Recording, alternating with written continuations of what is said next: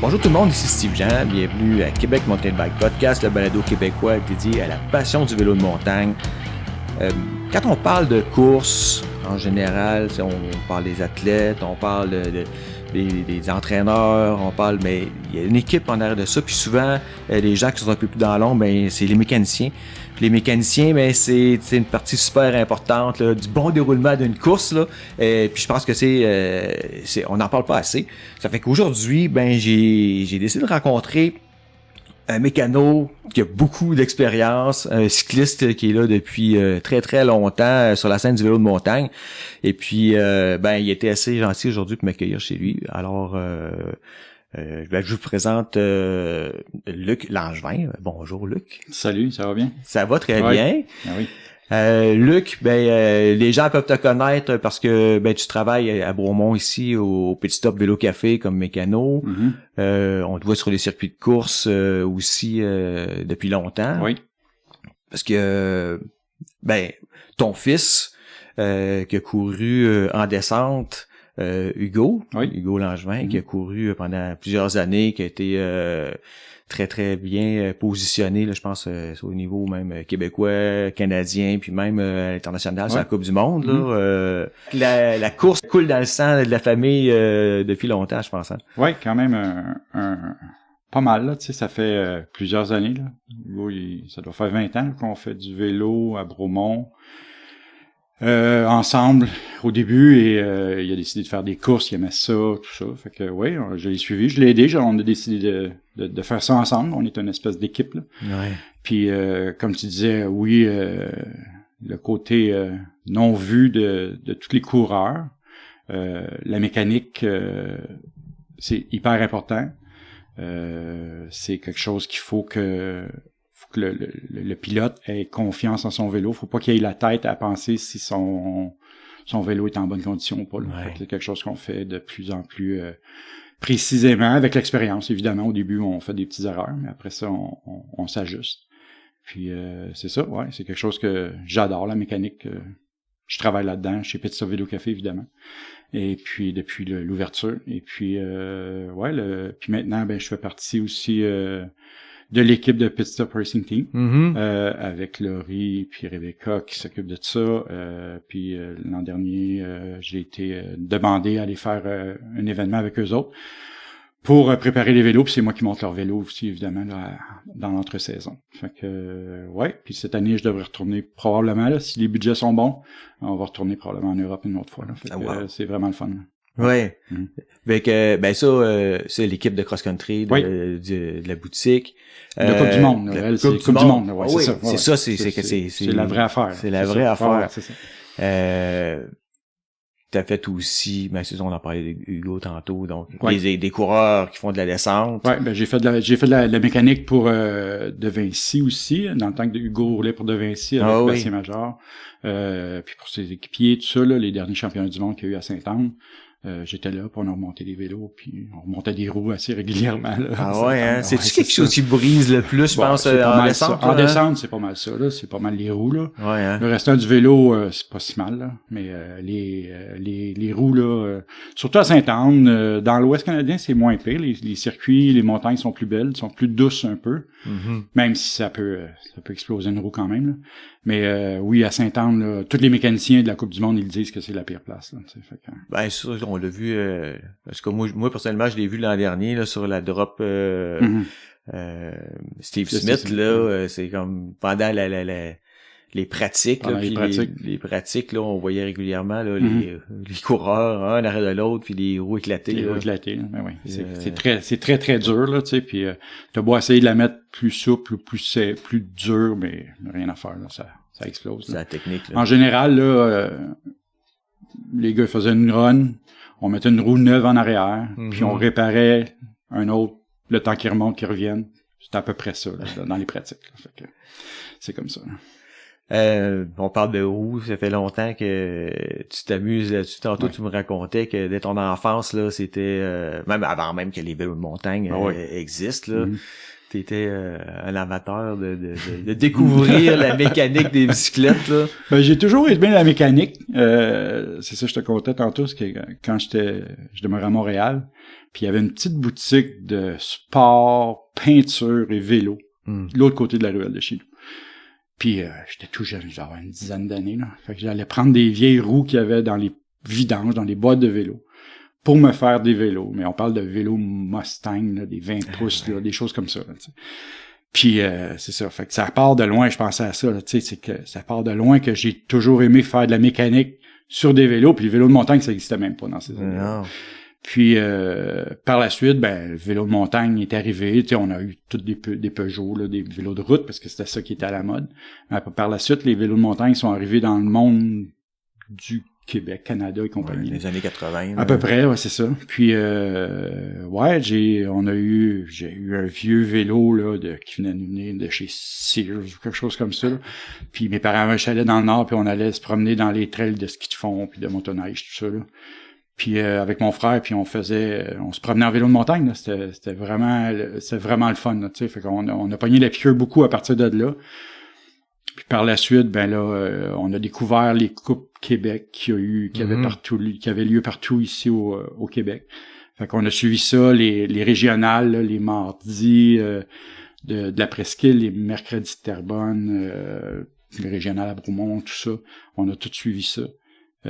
Puis après ça, ben, on aimait tellement ça qu'on a parti une petite équipe, là, tu sais, fait que une petite équipe Saturne, qui était commanditée par un de nos amis, qui était un ami à mon frère surtout, mais un ami à moi aussi. Fait que Saturne, la première fois, je me rappelle, la première fois que j'ai été le voir, tu es capable de nous aider, là, tu sais, on était 4-5 coureurs, là. Tu vois, je vais vous payer l'impression sur les bibles, là, tu sais, bon, c'était cool, là, tu sais. Mais par la suite, c'était devenu quand même gros, là, et, Saturne, c'était beaucoup impliqué, toutes les concessionnaires étaient impliqués dans ça. Ouais. Fait que, on avait une belle équipe, là, d'une, je sais pas, une vingtaine, trentaine de coureurs, là, tu sais, puis on faisait plein d'événements, là, tu sais. Fait que c'était beaucoup, le côté, social, je pourrais dire, qu'on avait beaucoup de plaisir. C'était pas la performance qui était primé, là, tu sais.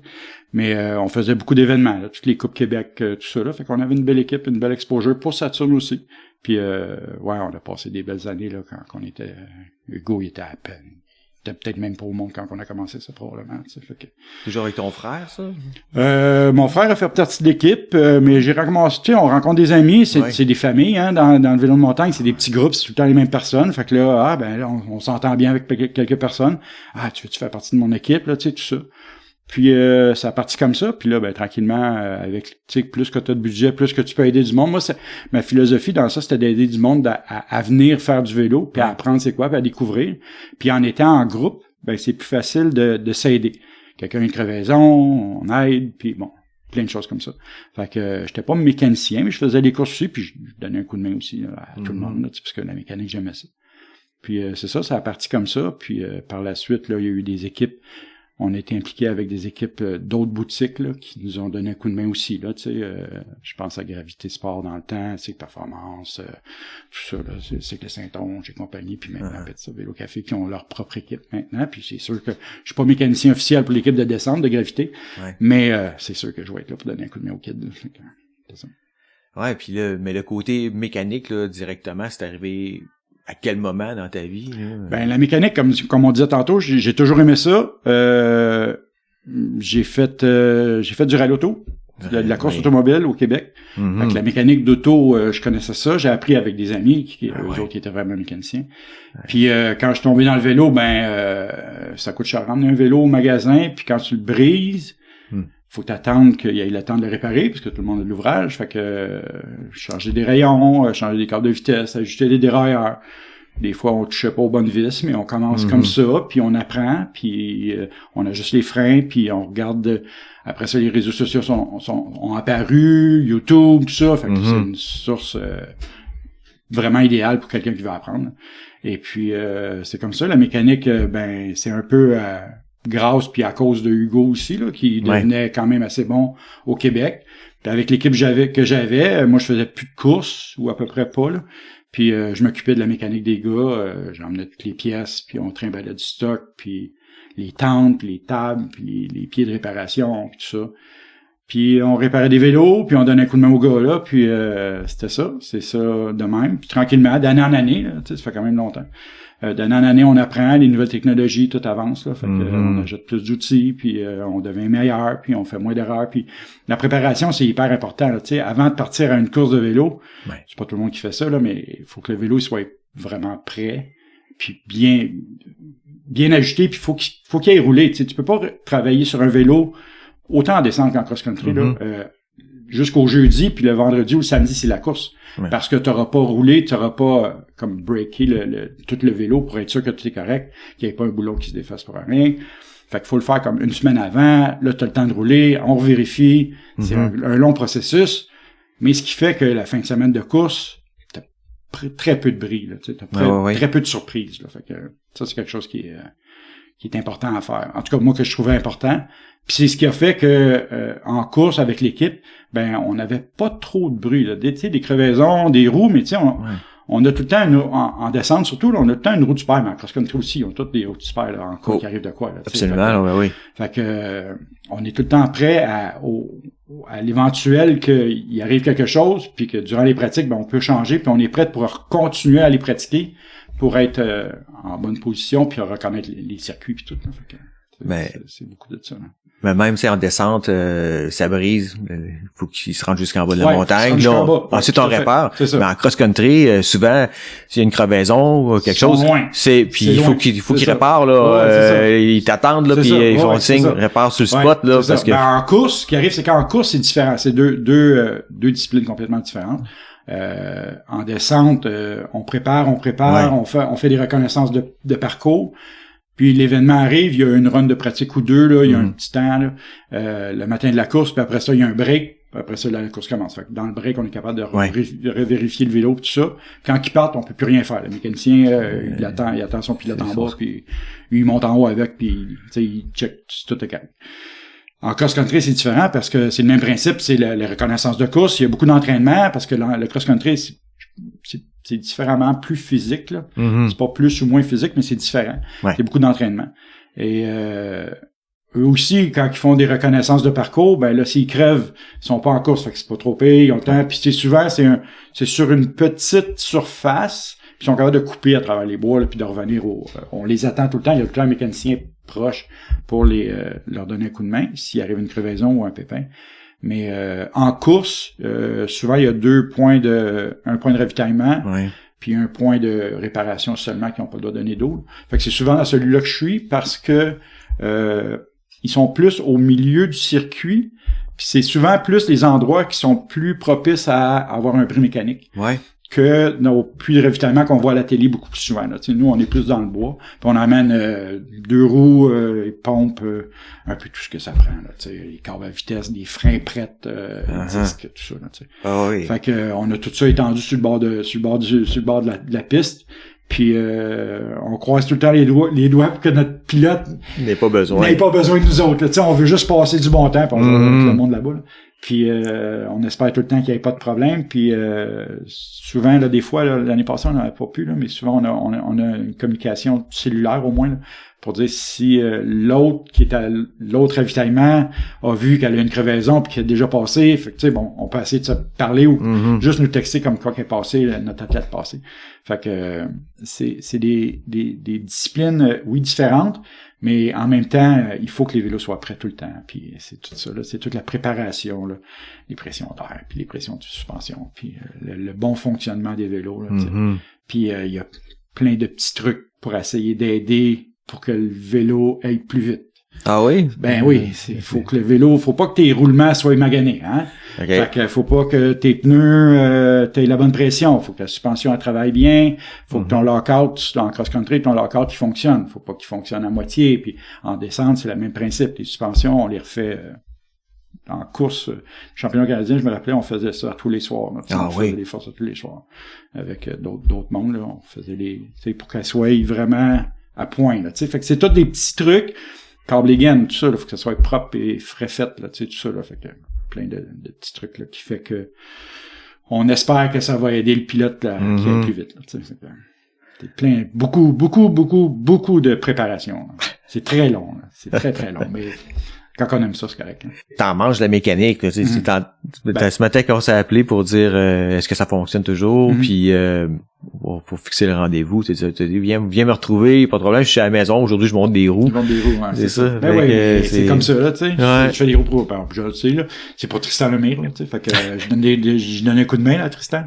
Parce que c'est un super athlète, puis ils ont confiance en moi là, tu sais, fait que puis ça fait quand même assez longtemps. Hugo, il était reconnu pour détruire des roues assez facilement. Ah oui. Fait que j'ai appris là, avec le temps là, de plein de petits trucs là aussi là, tu sais, monter une roue c'est facile, la monter bien c'est bon, la monter le plus solide possible c'est dur, c'est long à comprendre pourquoi les tensions puis tout ça.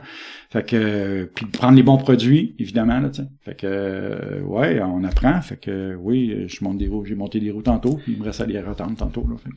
Un coureur en descente là, comme Hugo ou Tristan, là, combien de roues qu'il peut détruire ou doit avoir besoin de combien de roues pour une saison par exemple environ? Je prends Tristan là, Tristan il y en a en ce moment, je pense que j'en ai monté 7 là, pour 7. Le début de la saison. Puis tout dépendant quand est-ce qu'il va commencer, puisque là il sort d'une blessure. On va voir qu'est-ce que ça va donner. Là, c'est principalement les roues arrière. Les roues arrière. En avant, il y en a une de spike pis tout, là, en général, en avant, on regarde tout le temps où ce qu'on va, fait que on passe à côté des roches, puis on se croise les doigts pour que la roue arrière passe. Là, tout le monde qui fait du vélo, ils savent. Là, c'est les roues arrière qui mangent le coup. Là. Fait que c'est ça. Puis t'as beau avoir un vélo avec plein de travaux de suspension, mais ça cogne pareil, là, tu sais. Puis là, faut que tu joues avec la pression d'air pour avoir plus de traction. Maintenant, il y a les mousses qui mettent à l'intérieur.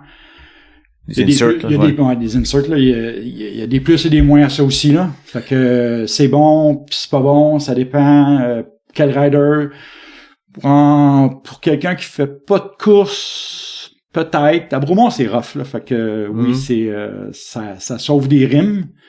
Ça sauve pas des roues, mais ça sauve des rimes. Ça fait moins de on dit c'est un dent, là, une espèce de coche, là, cogner une roue là, sur une roche. Là. Ça en fait moins de dents comme ça. Par contre, ça va répandre toute tout le choc qui va se donner sur le rim va étendre toute l'impact de la roue, puis ça va comment dire slacker là, c'est en anglais, mais ça va alléger la pression sur les rayons qui sont au sol. Puis là, ça répand beaucoup. Fait que là, ça devient... les roues ovalisent beaucoup plus avec des mousses que juste un dent. Fait que c'est quelqu'un qui roule beaucoup à haut niveau. Je pense que des mousses, c'est bon. Parce que de toute façon, il y a quelqu'un en bas qui va réparer, qui va changer les roues. Là, le budget n'est pas là. Par contre, pour monsieur, madame, tout le monde, en enduro, peut-être, ça dépend du niveau de roulage, là, tu sais, puis c'est beaucoup plus difficile à installer aussi, là, tu sais.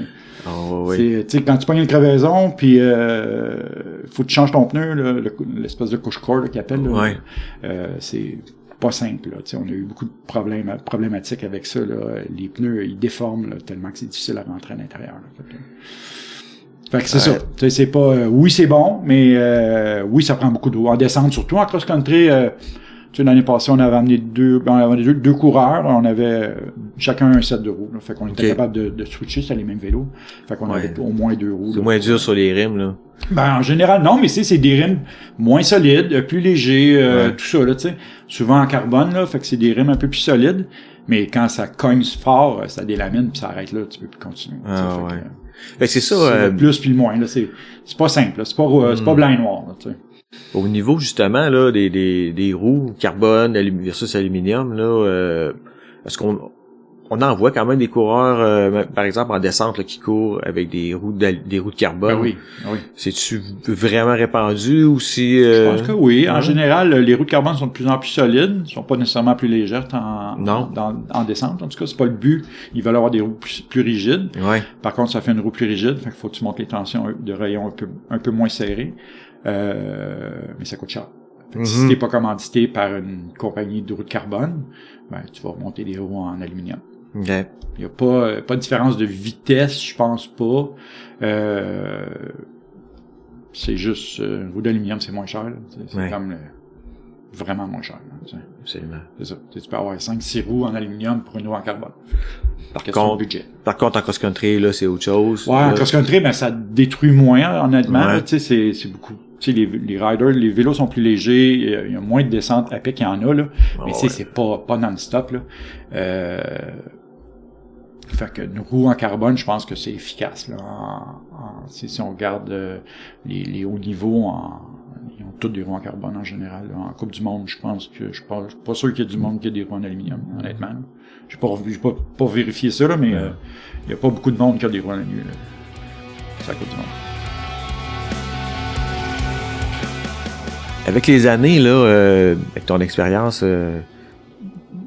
les technologies, fabrication des vélos, là, ça a beaucoup changé. Là. As-tu des trucs toi, que je sais pas, tu sais, que t'as remarqué qui ont beaucoup fait évoluer le sport, ouais, ou faciliter le travail de où. Ben écoute, plein de choses évidemment, mais les freins à disque, évidemment, moi je viens de loin, tu sais. Ben oui. Les freins à disque là, ça a été mais tu sais, tout le monde disait ben non, c'est pas bon là, puis c'est ben trop lourd puis tout ça au début, je me quand ça a commencé, c'était gros, c'était massif, c'était pas puissant comme aujourd'hui. C'était pas puissant comme aujourd'hui, et ça exactement, la modulation, tout ça, c'est différent. Les suspensions, évidemment, là, ça a évolué beaucoup, là, puis toute la cinématique là, de la suspension là, qui travaille par rapport avec l'informatique, tout ça, là, sûrement, tu sais, je suis pas ingénieur là, du tout, là, mais sûrement que les compagnies, là, ils sont capables de dessiner un vélo qui va fonctionner à peu près bien, je pense, là, s'ils s'y mettent, là, tu sais. Mais par contre, qui ont souvent des contraintes, on le sait, là, qui ont souvent des contraintes de production aussi, là, des choses comme ça. Fait que c'est pas, ils peuvent pas toujours faire, les ingénieurs ils peuvent pas toujours faire ce que les fabricants a besoin. Il y a une question de coût, une question de temps de production et compagnie. Fait que, mais oui, les vélos ont beaucoup évolué. Suspension maintenant, c'est beaucoup mieux. Les angles de fourche, les géométries, tout ça. Ah ouais, hein. Les reach, tout ça là. Puis le dropper pose, ça a fait la tige de sol rétractable. Là, ça fait un gros changement. Même en cross-country maintenant ils l'utilisent. Puis ça a été long là. Puis c'est ça là. C'est-tu comme moi j'en rêvais avant ça existe. On en avait en spring qu'on défaisait le quick release puis ça descendait le siège là. Ça le faisait là. Mais ça a été long avant que ça se développe. On dirait ce produit-là. Pourtant tout le monde en veut un là maintenant. Le monde qui s'ils sont à la boutique là, si sa tige de sel fonctionne pas, ils viennent puis ils peuvent pas rouler là. Des fois on met une tige de sel rigide parce qu'on faut prendre le temps de le réparer. Là, le monde il aime moins ça. Là, mais il faut quand même prendre le temps de le réparer. Mais c'est ça. En général, c'est quand même assez fiable. Là. Il y a eu des problèmes un peu au début là dans les premières générations. Mais maintenant, honnêtement là, c'est quelque chose qui brise à peine. Ça s'est rapidement amélioré là. Puis, c'est quand même assez simple. Là. C'est pas très compliqué là. Fait que ça va. Ça c'est une grosse amélioration, je crois. Ouais. Puis les freins, évidemment, là, les freins, les disques, les grandeurs de disques, là, surtout en descente, là, les 220 mm, tout ça, le plus épais, ils chauffent moins, tout ça. Là. Fait que c'est des choses qui ont beaucoup évolué là, dans le monde du vélo. Là, c'est des choses qui sont très... Si, mettons, on revient avec l'expérience de travail avec les coureurs, là, des pattes de frein, là, c'est-tu quelque chose que les coureurs usent beaucoup, là? C'est moi, je reviens à mes expériences, là, où j'ai fait de la course, mais ça fait très longtemps, là, je dévoilerai pas les années, mais ça va. Probablement même pas moi. Mais, tu sais, je me rappelle à l'époque, là, tu sais, on faisait une journée de pratique, là, en descente, là, puis il fallait changer les pattes de break, là, c'était, ben, c'est beaucoup plus solide maintenant. Nous autres aussi, là, moi aussi, j'ai vécu ça, là, qu'on faisait, on a déjà couru. On a essayé de trouver des plaquettes de frein, je me rappelle c'était des cintres dans ce temps-là, parce qu'on était à Tremblant, puis en une journée on a passé à travers les freins. Là, jamais on a eu, mais il pleuvait là, tout ça. Non, ouais, avec c'est pire. Là. Mais maintenant ça dure beaucoup plus longtemps. Honnêtement, on dirait, moi j'ai plus d'expérience à long terme là avec le vélo d'Hugo là, les plaquettes de frein. On change pas ça souvent, oui. Quand on fait de la course, on en met des neuves, là, puis on repart, là. Mais, s'il fait, comme l'année passée, il a moins fait de course, tout ça. Puis, il faisait juste rouler, puis je pense que j'ai même pas changé de plaquette une fois durant la saison. Mais je pense que il y a une relation avec la grandeur des disques puis l'épaisseur des disques, qui chauffe beaucoup moins. Ouais. Et peut-être qu'Hugo a fait moins de vélo aussi, là. Question température, temps, puis tout ça, là, tu sais. Fait que, c'est quelque chose qui use beaucoup moins. en cross-country aussi, ils ont pas tant de problèmes là, avec ça. Là, ça t'offre. Mais tu sais, il faut qu'ils soient bien préparés, il faut que ça soit des plaquettes. Avant une course, on met des plaquettes neuves, là, puis on nettoie les disques comme il faut, puis bon, tout ça, là, on vérifie ça. Là. En général, idéalement, là, c'est tout dépendant des budgets. Là, si t'as un peu de budget, ben si t'as 2 roues, t'as une roue pour rouler de la semaine, puis t'as un set de roues pour la course. Là. Fait que tes roues de course, ils ont roulé 1 heure, peut-être. Puis tes disques, ils ont breaké une demi-heure, peut-être. Là. Je sais pas. Fait qu'elles sont moins usées, fait que tu les gardes, après ça, tu les gardes. Même chose avec la chaîne. Si tu veux calculer là, les dépenses que ça prend pour un vélo, les pneus, la même chose. Tes pneus de course, en descente, on faisait ça. Là, on avait des pneus pour rouler la semaine. On avait des pneus pour la course la fin de semaine. Puis ces pneus de course-là, pour la fin de semaine, ben juste pour la course, juste la run de course, on les gardait pour les autres courses. Ouais. Puis on mettait les autres roues avec les pneus pour rouler la semaine. Fait que c'est pas trop les pneus, là. Puis tout est une question de budget, là. Ça coûte cher, les vélos. Un pneu, maintenant, là, c'est 130$, là. Ah oui. Descente, là. Au moins, là, tu sais. Oui, bon, donner le casing avec la gomme molle, mais là. même un pneu enduro, là, c'est à peu près le même prix, là. Les Maxxis. Ah, c'est ça. Tout est cher, là. Ouais, c'est. Puis quand tu fais de la course, ben tu veux avoir des pneus qui soient possibles. C'est ça qui touche le sol, c'est ça la chose la plus importante, je pense. Que c'est important d'avoir des pneus neufs. Tu sais, fait que c'est ça. Je me rappelle quand j'ai commencé à faire de la descente, là, j'avais des amis qui couraient en downhill, puis j'avais le bonheur de pouvoir bénéficier des vieux pneus. On ramassait des Coupes du Monde quand il y avait des Coupes du Monde à Sainte-Anne, à Bromont. On venait ici, là, on venait voir ça avec Hugo. Puis on faisait le tour des pits, là. Puis on ramassait des pneus d'un vidange, puis on en a roulé des pneus comme ça, là. Ah ouais, parce qu'ils sont encore bons pour les messieurs, madame, tout le monde, là. Souvent, des fois, t'en pognais un qui était coupé ou peu importe, mais tu sais, on ramassait tout le temps 2-3 pneus, 2-3 rimes, là, qu'on était bon pour faire un début de saison, quand le gars était tout jeune, là, tu sais. Fait que, puis tu sais, quand on était à Sainte-Anne les dernières fois qu'il y avait des Coupes du Monde, tout ça, là, même l'année passée, puis on voit les enfants, les jeunes, ils font ça, les jeunes de 10, entre 10 et 15 ans, peu importe.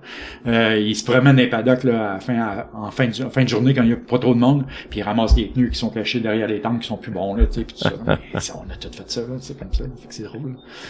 Fait que, ouais, c'est bon. Fait que là, tantôt, tu me disais que Hugo se préparait pour un retour sur la course, là, possiblement. Possiblement, là, c'est ça le but, en tout cas, là. On a...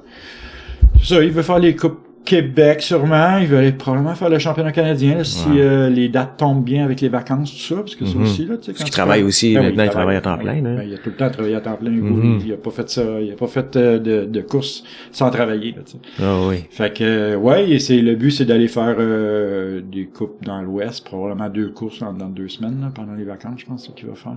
Puis il y a des courses aux États aussi, fait qu'on va regarder ça. Il va regarder ça. Il s'est monté un calendrier, là. Il t'a pas eu de me l'envoyer, il me l'a pas envoyé encore. Mais c'est correct, là, tu sais, fait que il aime ça, puis il a tout le temps aimé ça, Hugo. Là, fait que, puis je suis tout le temps là pour l'aider, puis pour préparer son vélo. Puis moi, j'aime ça faire la mécanique. Au début, ça stresse beaucoup, là, quand ton enfant, ou même tes coureurs, là, ils partent d'en haut de la montagne, là. Je me rappelle, Tremblant, c'était un peu plus impressionnant quand on était jeune. Puis c'est stressant là de voir ton équipe là, tes chums là qui descendent là, puis moi je suis en bas. Là. Puis t'attends qu'ils sortent du bois au moins là pour les voir passer là, qui sont pas fait mal là dans les roches en haut puis tout ça. Fait que c'est stressant, puis quand c'est ton enfant, ben c'est encore pire. Là, mais à un moment donné, tu fais comme tu dis bon, ben écoute, c'est son sport, c'est ça qu'il a choisi dans la vie. Puis tu sais, il pourrait faire de la course automobile, il pourrait faire du saut en parachute, là, c'est pas plus facile, là, tu sais. Hugo, c'est pas un joueur d'échecs, là, tu sais. Non. Fait que c'est ça, il aime ça quand ça va vite, puis quand il y a des courses, puis puis tant mieux. Fait qu'à un moment donné, tu t'en fais moins. Oui, il a tombé souvent. Souvent. Il a tombé, là, tu sais, puis mais il s'est relevé souvent aussi, là. Fait que c'est bon, là, tu sais, fait que mais ça peut arriver n'importe quand, là. Fait que, mais c'est comme ça, c'est des choix. Exactement. C'est ça. Puis tu sais, je sais un peu c'est quoi, parce que moi aussi, je suis comme ça, tu sais, j'ai fait du rallye automobile, là, puis c'était comme dangereux quand même aussi, là. J'en ai fait de la course aussi, moi, puis j'ai fait de la descente avec des vélos moyennement moins bons que ce qu'ils ont aujourd'hui, là. Puis on prenait des chances, là, je me rappelle de certains endroits dans des circuits, là, qui c'était ça passait où on restait là, tu sais. Puis on allait beaucoup moins vite là, parce que les géométries puis les vélos c'était pas comme aujourd'hui. Mais quand même, j'aimais ça. Là, on avait du plaisir. L'adrénaline, c'est le fun. Tu sais, il y a du monde qui roule à ça, fait que. Puis tu sais, c'est ça, on en jase souvent là qu'il y a du monde qui sont super bons, mais qui aiment pas faire les courses parce que ça leur donne trop de stress. Puis c'est comme ça, puis en cross-country, c'est la même chose, tu sais, il faut que t'aimes ça, de te dépasser, puis de te rendre au bout de ton quand ça fait mal, là, tu sais, ouais, c'est de lactique, tout ça, faut que tu sois capable de dépasser ça. C'est difficile. Moi, cross-country, j'ai jamais été bon, hein, la descente, j'ai tout le temps aimé ça.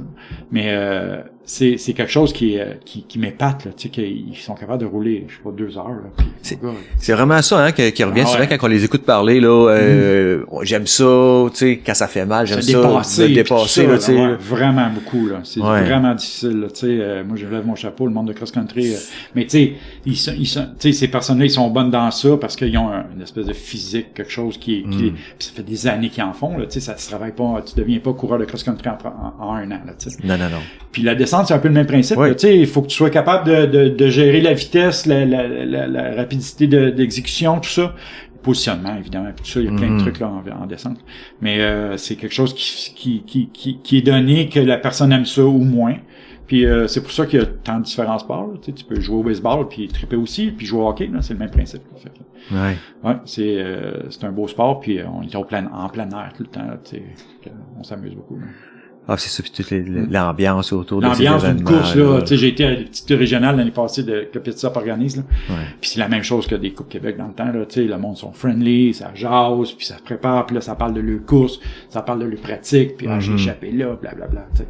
Fait que c'est super le fun, là. Moi, c'est une ambiance que j'adore, là, tu sais. Fait que, puis on rencontre plein de bonnes personnes, là, tu sais. Fait que c'est vraiment le fun pour ça, là. T'as-tu des petits trucs, là, que t'as, développé au fil des années, là, mettons une petite affaire là, que le monde pourrait pas penser, mais que tu t'en vas sur pour aider en mécanique là sur quelqu'un qui va faire de la course là. Écoute, la base, un gauge à air, puis gonfler vos pneus à même pression.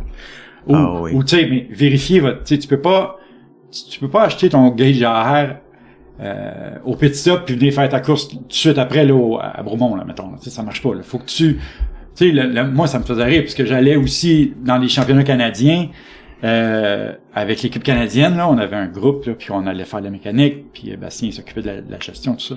Puis le monde il pesait sur le pneu avec les mains, il disait c'est correct. On est au championnat canadien les gars, let's go là, tu sais. Mais ils font ça depuis des années. Je suppose que c'est correct, là, tu sais. Puis, pour pas le nommer, Sam Thibault, là, il est comme ça, là, tu sais. Puis, il était bon, Sam, là. Écoute, là, c'est pas le dernier venu, là. Puis, c'était comme ça, mais tu sais.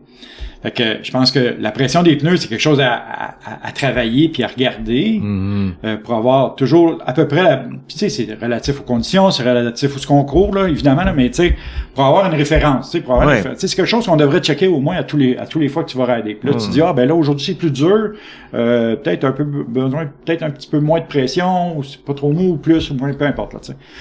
Fait que ça c'est super important, puis écoute, l'entretien d'un vélo là, tu sais, la base, les roues là, fait que tu sais, avoir des roues droites, des rayons bien tendus. Si on connaît pas comment tendre une roue là, si on voit un rayon qui est trop lousse là, juste le resserrer un peu, ça fait la job là. T'sais, pas besoin de retendre ça là, comme un pro là, tu sais. Au moins que ta roue avoir une tension à peu près égale partout sur ta roue, ça c'est important. Les roulements de roue. Tu sais, on prend des jobs au magasin. Les roulements sont abîmés, là, tu sais. Parce que ce qui arrive, c'est que le monde font du vélo toute la saison, puis ils tirent ça au mois de septembre, octobre, novembre. Là, il y a souvent un peu plus de pluie, tout ça. Puis là, ils serrent ça. Décembre, janvier, février, mars, ça commence à ressortir. Fait que là, le vélo, il a pas bougé pendant 3 mois, là. Puis la rouille, l'humidité, la rouille, ça pogne dans les roulements. Puis ça arrête là, ça prend des roulements neufs, là. Fait que, tu sais, si on fait des mises au point, je sais que pas beaucoup de monde qui fait ça, mais idéalement, c'est de faire des mises au point. Tu finis, tu sais, au mois de décembre, là, avant Noël. Là, en général, là, on fait pas beaucoup de vélo. Cette année, c'est exceptionnel, là. Mais en général, on fait pas beaucoup de vélo. Fait que tu l'emmènes au magasin. Les magasins, ils ont le temps. Ça travaille pas tant, là, tu sais. Il y a pas autant de job. Puis on va faire une mise au point qui va être mieux, pas mieux faite, mais qui va coûter moins cher aux clients, là. Puis que c'est plus facile aussi pour les mécaniciens, là, tu sais. Fait que un vélo de course ou un vélo pour monsieur, pour madame, tout le monde, tu sais, les pneus, être sûr que tout fonctionne bien, les freins, là, vérifiez vos plaquettes, là, tu sais, si on voit pas une petite flashlight, là, puis on va voir, là, si c'est usé ou pas. Oh oui, ok. Faut pas que tu sois rendu sur le métal, là. Tu sais, c'est quand même dangereux, là. Tu sais, moi, je parle pour Bromont, là, tu sais, mais si on fait de la piste cyclable, c'est un peu moins pire, mais il faut que ça break pareil, si on s'entend. Puis, mais c'est ça, là, tu sais, avoir une bonne pression pneu. Je pense que pour faire quelqu'un qui fait du vélo, là, même si c'est juste pour le plaisir, là, faire du vélo avec une bonne pression pneu puis des freins bien ajustés, là, en général, puis faire un petit beau check, tu sais, juste pas resserrer chaque boulon du vélo, là, mais juste être sûr qu'ils sont pas trop lousses, là. Ça fait que ta fin de semaine, tu perdras pas un pivot ou une affaire là, après ton vélo, là, puis ça fait que ta fin de semaine va être bien plus agréable. Là, c'est un peu ça, là, dans le fond. Là, penses-tu qu'aujourd'hui, on peut s'en tirer sans avoir une clé dynamométrique là, avec les nouveaux vélos qu'on a? Là, Moi, j'ai l'expérience, fait que moi, je sais c'est quoi visser une vis à 10 Nm ou 15 Nm. Là, je le sais, je suis pas parfait, là, mais je sais à peu près c'est quoi. Maintenant, ils vendent des clés dynamométriques, mais c'est comme pas ajustable. C'est surtout pour les... Si on a du carbone, là, je recommande. Beaucoup. Okay. Ça coûte pas si cher. T'as pas besoin d'avoir une clé qui coûte 150$. Là. Il y en a à 40$, là, puis ça fait la job. Oui, il y en a qui t'as comme 3 ajustements, là, 5, 8, 10. Exactement, c'est ça, exactement. Tu sais, partout dans le fond, là, puis il y a plein de compagnies, là. J'ai vu Topic, là, que c'est Sea Order classique en fin de semaine. Puis il y en a une nouvelle qui sort, là, mais tu sais, je sais pas le prix, là, mais peu importe. Il y en a des pas chers, puis on connaît tout le grand magasin qui livre à maison, là. Amazon Cycle, là, il y en a là-dessus aussi. Fait que tu sais, au moins, c'est peut-être pas les plus précis, mais ça donne une bonne référence. Tu sais, si t'as un guidon de carbone à 250$, bon, tu es capable de te payer une clé dynamométrique à 50$. Fais-y attention. Et voilà, puis c'est ça. utilise les... Mais les bons, parce que on en voit, pas trop, mais on en voit des guidons trop serrés, puis le carbone s'affaisse sous la potence. Fait qu'avec le temps, le guidon, tu pognes un bon trou, puis on l'a vu, on le voit en route aussi, tu pognes un bon trou, le guidon snap. Fait que, puis ça plie pas. Il y en a qui sont un peu mieux, là, mais en général, ça plie pas comme de l'aluminium. Fait qu'un guidon d'aluminium va plier, puis après ça, il va craquer. Tandis que le guidon de carbone, il va snapper bien souvent. Puis on en a vu, on a quand même des gars qui ont cassé un guidon. Fait que, puis c'est les bons guidons, là, les top of the line. Puis c'est probablement pas parce qu'ils l'ont trop serré, probablement parce qu'ils ont pogné un mauvais coup, il y a une fissure. C'est difficile à voir. Là. Ça, c'est le problème du carbone, que c'est difficile à voir. Là. Il y a des appareils spécialisés qui existent pour ça, mais il n'y a pas de boutique que ça. Là. C'est même pas de fabricant probablement. Fait que c'est les choses à vérifier. Tu sais, un bon fonctionnement de vélo, là, pression d'air, puis tout ça. Là. C'est pas si compliqué, je pense. Là. Mais ça prend du temps. Le monde, on sait que le monde aime aller faire du vélo. Il aime pas gonfler le pneu, ou des fois il oublie la pompe à la maison, ou et ainsi de suite. Là, t'sais. On le sait, c'est comme ça. Moi, j'étais un passionné de vélo, mais je pense que j'aurais le choix de choisir entre faire de la mécanique et faire du vélo. Je pense que je ferais de la mécanique. Je me suis souvent posé la question. En ayant Hugo dans mon entourage puis quelques amis, là, je serais capable de vivre en faisant de la mécanique puis pas d'avoir un beau vélo comme j'ai en ce moment. T'sais. Fait que ça serait... J'aimerais plus faire de la mécanique à long terme.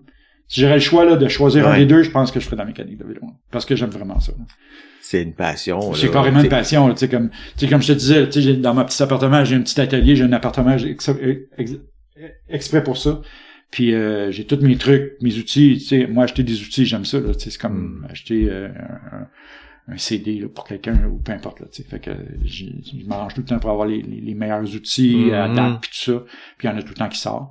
Puis je mets de la musique, un podcast, peu importe, là, puis j'écoute ça, puis c'est zen, là, c'est vraiment relax, là. Je peux passer des avant-midi là, à fignoler, ajuster un frein pour pas qu'il frotte, là, puis nettoyer des pistons, puis des choses comme ça. Là, j'aime vraiment ça. Là. Tu tombes dans ta zone. Là, vraiment. Puis tu sais, au magasin, c'est la même chose. Au magasin, c'est plus bruyant, plus d'action, tout ça. Là, on est 4 techs, là. Mais en général, là, au magasin, c'est pas... je me lève le matin depuis que je travaille dans le vélo, là. Je me lève le matin puis je vais plus travailler, là, je vais m'amuser, je vais faire quelque chose que j'aime vraiment, là, tu sais, puis c'est ça, tu sais, parce que j'ai pas toujours travaillé dans le monde du vélo, là, malgré que ça fait longtemps que j'aime le vélo, mais j'ai pas toujours travaillé là, j'ai eu des business à mon compte puis tout ça. Là, c'est ça. Fait que c'est ça. Et ben comment ça paraît que t'en manges, puis que tu sais que t'aimes ça, là. Tout le monde le sait, là, tout le monde ils savent tout, là. Puis tu sais, on allait aux courses, puis avec l'équipe Gravité ou Saint-Onge, peu importe. Puis on on réparait les vélos. Puis là, le monde des autres équipes va me voir, hey, Luc, t'as-tu des câbles de vitesse? T'as-tu une poulie de dérailleur? Mais le monde, ils savent là, que j'étais un passionné de ça. Là, puis que, tu sais, j'amenais du stock là pour remonter 3 bikes. Là, ça n'a aucun bon sens. Puis même sur le nouveau vélo à Hugo, là, l'année passée, j'ai acheté du stock, puis tout ça. Puis, fait que, tu sais, on a un pédalier de super, on a des roues de super, on a tout, le guidon de super, on a là, du stock, là, tu sais, on a des poulies, puis des moyeux, puis des guidons, puis on a des breaks, puis tout ça, là. Ça arrivera pas qu'il va briser quelque chose puis tu pourras pas le réparer, là. Ça peut arriver, mais c'est rare. Honnêtement, là, ma moyenne au bâton est bonne parce que je me rappelle une place que Hugo, il y a eu une crevaison. Mais tu sais, une crevaison, ça peut arriver, là. Ouais, mais en course, là, il y a eu une crevaison, puis si ma mémoire est bonne, là, c'est parce qu'il voulait pas que je prenne le temps de mettre le couche-core dans son pneu. C'est juste ça. Puis c'était au début des couche-core, tu sais. Fait que si ma mémoire est bonne, là, puis c'était aux États. Mais c'est pas grave, là, il aurait peut-être crevé pareil, on sait pas. T'sais. Ouais, parce que le couche-core empêche pas nécessairement la crevaison de déjanter. Si tu cognes fort, ça cogne fort, là. Tu sais, si t'as une petite fuite au début, t'as plus d'air, tu pognes une bonne roche, ben, ça va exploser quand même, tu sais. Fait que, mais sinon, la moyenne au bâton du vélo à Hugo en bonne condition qui arrive aux courses en bas. En un morceau. Le vélo, Hugo, il a tombé, là, puis ça arrive, là. Mais le vélo pas brisé, là, quand il arrive en bas puis que le vélo, il est encore en super condition, là, c'est très régulier, là, t'sais. Mais c'est une préparation, là, c'est long, là. Comme je t'expliquais, c'est des semaines avant, là. Ça se fait pas une journée, là. Ça se fait pas le matin en arrivant à la course. Je sais pas si t'es comme moi, mais je regarde les courses, là, je suis ça régulièrement, le circuit de la Coupe du Monde, en cross-country, en descente, en enduro. Puis en descente particulièrement, là, moi ce qui me fascine, c'est que encore aujourd'hui, c'est en 2024, les bris qu'on voit, c'est donc les tops, là, les top riders, des fois, tu sais, là, ils ont une course là exceptionnelle, là, encore en 2024. Crevaison. Encore en 2024, il part à la gate en haut, plaque, la chaîne démarche. La chaîne snap. Aucun bon puis, sens, ça. Tu sais, c'est ça qu'on voit tout le temps. Une crevaison, puis là, la run est finie, ou il finit sa jante en bas, ou, tu sais, puis la chaîne qui snap. Oui, ça me fascine encore qu'aujourd'hui, on n'est pas encore trouvé, la chaîne qui snap, je comprends pas. Mais, tu sais, j'ai dans la tête Iron Gun. Ouais, ben oui. Puis je suis sûr que son mécanicien, il a mis une chaîne neuve, là. On s'entend. Ouais, non, mais... Tu peux pas rouler une chaîne usagée quand tu cours sur une Coupe du Monde. Je pense pas, en tout cas, là. Honnêtement, là, faut que tu l'as peut-être roulé une shot avant en pratique, puis tu prends la même, là, qui était neuve à la pratique, là. Moi, c'était de même que je fonctionnais, là. Mais, les pneus, là, il y a une question beaucoup de poids. Puis là, ben, je pense que c'est moins pire aujourd'hui quand même, à ce temps que les gens roulent tubeless, là. Ouais. Qu'à l'époque, on avait des tubes, ouais. Là, tu sais, on pinçait ça, puis c'était continuel, là. Tu sais, je me rappelle, moi, je roulais 2 tubes, un par-dessus l'autre, là, tu sais, pour... Tout le monde a roulé ça. Tout le monde roulait ça, là. Moi, je mettais du stand dans mes tubes. Ah, oui. Pour que si jamais il pince le tube, que le stand essaie de boucher en quelque part, tu sais. Mais c'était pas simple dans ce temps-là. Puis on a essayé plein d'affaires avant les tubeless, là. Avant les couche-corps, là. Mais, ouais, les pneus, il y a une question de poids. Puis, mais tu sais, les Coupes du Monde, c'est de plus en plus smooth. Je trouve que les Coupes du Monde, c'est de plus en plus en descente, surtout. Ouais. C'est très liché, tout ça, mais il y a des sections ben rough. Puis tu sais, les gars, là, ils sautent des affaires, ça n'a aucun bon sens, là. Tu sais, s'ils landent short ou over, ils tombent pas à bonne place, ils tombent sur la roche qui est pointue, c'est là que ça arrête, là, tu sais. Mais tu sais, c'est des centièmes de seconde là, qui se courent après les autres, là, fait que c'est très difficile. Puis tu sais, mettre un pneu, tu sais, puis le pneu, ben c'est ça qui a ton premier contact avec le sol, c'est ça. Fait que je pense que le pneu c'est hyper important. En mettre un avec plus de caoutchouc, plus de matériel, ça va faire trop lourd. Fait que la vitesse d'accélération va être plus lente au début. Un coup c'est parti, ça paraît moins, mais en tout cas, jamais je créerais que les Maxis de ce monde, les Pirelli, les Michelin, là, ils ont pas fait des tests pour essayer de trouver de quoi de mieux, mais ça a l'air qu'ils sont pris là, je sais pas. Là, je sais pas. On piétine encore. Ça piétine encore un peu. Quelques jours. Parce que, tu vois, moi, je suis beaucoup la Formule 1, puis tu sais, la Formule 1, ils ont beaucoup moins de bruit mécanique maintenant, ça arrive là, mais beaucoup moins avant. Je me rappelle, quand j'étais plus jeune, on suivait la Formule 1, puis des bruits de moteur, ça explosait, tout ça, mais avec les régulations, là, puis tout ça. Maintenant, c'est beaucoup mieux. En vélo de montagne, en motocross, ça déjante pas, ça pète pas, là, rarement, là, tu sais. Ils ont pas de tube, les autres non plus, c'est ça comme... Ils ont des mousses, peut-être, des fois, ça dépend en enduro, peut-être, là, mais sur les circuits, peut-être pas, là. Je connais pas tant ça, le mec de motocross, là, tu sais, mais en vélo de montagne, moi, je comprends pas pourquoi qu'on n'est pas capable d'avoir un pneu ou un système de jambes, de retien qui tient plus, qui pop pas le pneu, là, tu sais, qu'on burpé, là, le pneu. Ouais. Je sais pas. Faudrait-tu qu'on se mette à faire comme en route puis à coller les... Ben, c'est Greg Menard qui faisait ça, son fils qui faisait ça. Ouais, mais Greg, par contre, l'an dernier, là, il a crevé souvent, là. Plusieurs reprises. C'est ça, puis c'est un smooth rider, là. C'est pas un rough, là, tu sais. Ben, il est quand même, il va vite, là. Il est grand, là. C'est pas un rider qui est très, très, très dur sur sa mécanique. Sur son vélo, je pense qu'il y a une belle fluidité, tout ça. Mais, moi, je me rappelle dans le temps, en tout cas, il collait ses pneus, là. C'est mécanicien. Il aimait moins ça, là. Mais, ouais, il faisait ça, là, tu sais. Fait que, c'est ça. Mais, je sais pas. C'est pas Jackson Goldstone là, qui est tout petit puis qui roule comme si c'était un papillon là. Exactement. Il aussi il crève là. Lui aussi, c'est ça, puis il est pas lourd là. On peut pas dire qu'il est lourd. Fait que non, écoute, je sais pas, c'est pas écoute, on va peut-être voir ça un de ces jours là, à la vitesse que ça évolue les technologies là. Tu sais, il y a des pneus qui se fait en mousse là, un peu mousseux là pour les vélos urbains tout ça là. Mais c'est peut-être difficile d'avoir une bonne malléabilité là pour que le pneu adhère bien au terrain, tout ça, je sais pas, je suis pas ingénieur là, fait que je sais pas qu'est-ce qu'il pourrait faire de mieux. Les gommes sont hyper grippy maintenant là, tu sais, maintenant on a des bonnes gommes. C'est incroyable hein. Puis j'ai vu des Michelin dernièrement sur le vélo d'un de mes amis, puis les gommes sont molles puis tout ça là, je suis curieux de voir là, ça revient parce que les Michelin a déjà été en haut de la ligne là avant Maxxis là, puis ça, on parlait de ça cette semaine. Puis ouais, il y a au moins maintenant 2 bonnes compagnies là, qui font des bons pneus, 3 bonnes compagnies faciles qui font des bons pneus mais tout le monde crève pareil là. Je pense que peut-être un peu les Continentales qui crèveraient un petit peu moins qu'on entend parler, mais tu sais c'est difficile là, ça dépend des riders tout ça. Ouais. Puis en cross-country, ben c'est toute l'autre chose, c'est tout l'opposé là, ils veulent des pneus hyper minces, hyper légers, puis c'est compréhensible là, tu sais, j'ai regardé ce matin là, il y avait un reportage sur Nino Schurter. Puis son pneu, mon gars, tu sais, c'est un pneu pour faire de l'asphalte là, ça a aucun bon sens comment il fait pour rester dans les courbes, dans les champs de roches là, avec des pneus comme ça là, mais c'est pas beaucoup de crampons, tu veux dire? Pas de crampons là, ça a aucun bon sens, même pas latéralement là, même pas ses côtés, là, c'est presque une slick. Tabarouette. Il gagne aussi hein. Mais c'est pas juste ça non plus là. Le gars qui pousse les pédales là, mais ben, il gagne, mais là il commence à avoir un peu de compétition maintenant là. C'est correct là, c'est bien correct. Comment il s'appelle le gars qui vient de la route là aussi là? Parce que j'ai un blanc, c'est pas grave. On sait c'est qui, là. Ouais, c'est ça. Mais ouais, non, il y a beaucoup de compétition, puis c'est super agréable de regarder le cross-country maintenant. Moi, j'ai découvert ça, il y a quelques années avec Red Bull dans le temps. Puis, ils commentaient les courses de cross-country, puis je les écoutais parce que c'était quand même intéressant.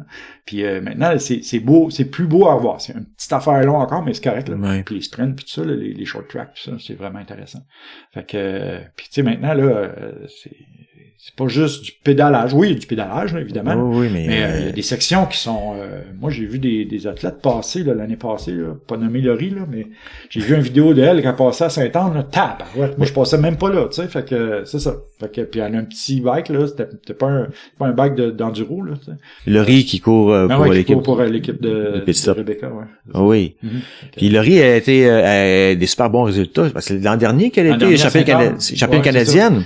Elle a fait des bons résultats aussi à Saint-Anne, tout ça, là, est en au Brésil, je pense, en ce moment, là. Fait que, ouais, c'est cool, là. Elle était, si je me rappelle bien, elle était top 30, là, c'est proche. C'est tough, là. C'est pas facile, là. Tu sais, tout le monde est bon, là. Puis tu sais, en cross-country, tout le monde est bon, tout le monde est en forme. En descente, tout le monde est vite, là. Tu sais, tu prends les 20, 30, tu sais, le dernier champion, tu sais, c'est-tu les 60 premiers là qui prennent là maintenant là, les 30 premiers là pour les 2 ans. En tout cas, c'est pas beaucoup là dans le monde, tu sais. Moi je me rappelle, on avait de la misère avec la première fois que Hugo est qualifié à Sainte-Anne pour une Coupe du monde, il a fini 59e, je pense, quelque chose comme ça là. On était fou comme la marde là, tu sais. C'est dur là, c'est vraiment dur là, c'est une autre histoire là, tu sais. Puis tu sais, et Saint-Thibault aussi, la même affaire, je pense Sam il a pas passé, je pense qu'il a fait 61, je pense, quelque chose comme ça. Fait que, mais ça, c'est, Puis tu sais, ici, là, San Amigo, tout ça, pis tous ces gars-là, John, pis tout ça, ils sont hyper rapides, là. Tu roules avec eux autres, là, 2 courbes, t'es vois plus, là. C'est fini. Ouais. Fait que, puis c'est la même affaire pour eux autres. C'est que eux autres, quand ils arrivent avec la Coupe du Monde, les Loïc Bruni de ce monde, les Goldstone de ce monde, ben, 2 courbes, ils sont partis, eux autres aussi, là, Fait que c'est comme tout le temps une coche plus haut. Puis en cross-country, c'est la même affaire, là, tu sais, le monde, les athlètes qui font ça à temps plein, puis qui font ça depuis des années, puis qui, écoute, ils ont des médecins, puis ils ont des physios, puis ils ont tout, là, tu sais, écoute, c'est une grosse, il y a beaucoup de monde derrière tous ces athlètes-là. Ouais. Ce qui revient à l'idée de ton podcast, de parler à un mécanicien qui aide à préparer un vélo, mais tu sais, il y a plein de monde en arrière, là, tu sais, plein, là, tu sais, les préparations de vélo, tu sais, en mécanique, moi, j'ai passé cet hiver, là, je sais pas, moi, 3 semaines à monter 3 bikes, là. Facile, là. Parce que c'est long, puis il faut que ça soit bien fait, puis c'est des routings internes, puis tout ça, là. C'est plus compliqué, puis c'est un nouveau vélo cette année, là. La gang roule sur ce vélo, là. Fait que c'est beaucoup de préparation, puis de comprendre le vélo, puis bien préparer ça, des nouvelles fourches, puis des nouvelles affaires, puis tout ça, là. Fait que tout ça. En parlant de nouvelles technologies, de nouveaux vélos, puis de routing, c'est ce que je m'en vais. Sûrement, ton point de vue mécanicien, là, par rapport à ça, toute la nouvelle mode, là, de faire les câbles, le câblage interne, là, qui passe dans la potence, là, puis tout ça, c'est, Ben là, on peut pas dire ça en ondes, évidemment, mais ben, c'est pas agréable à travailler. Non, c'est pas bon, là, pour nous autres, pour côté mécano, puis côté, longévité de duration des câbles qui vont passer à l'intérieur, qui frottent sur ou le frame ou le tube de direction. C'est pas bon. Mais c'est ce qui vend. On vendra pas un vélo avec un routing externe, ça marche plus. Ah, mais écoute, tu sais, j'en ai. Monsieur, madame, tout le monde qui achète un vélo, puis ils veulent que ça soit beau, là. Pour un bicycle, ils veulent pas que le bike ait l'air d'un bicycle des années 70, 90, mettons. Ouais. Fait que, ça marche. C'est correct, mais ça va faire plus d'ouvrages. Puis on veut juste voir la longévité. Puis tu sais, il y a certaines compagnies qui vont moins là, puis il y en a d'autres qui vont plus là, puis c'est correct. Ouais. C'est drôle parce qu'en cross-country, tu sais, là tu vois ça, OK? Mais en descente, clairement les vélos, c'est attaché à l'extérieur, le plus facile avec des tie wraps. C'est souvent une routée interne, mais il y a de plus en plus là qui sont routés externes maintenant. C'est la Coupe du Monde, en tout cas. Là, c'est ça. Ben, il y a beaucoup de vélos qui sont routés internes, quand même, ça passe dans le down tube, là.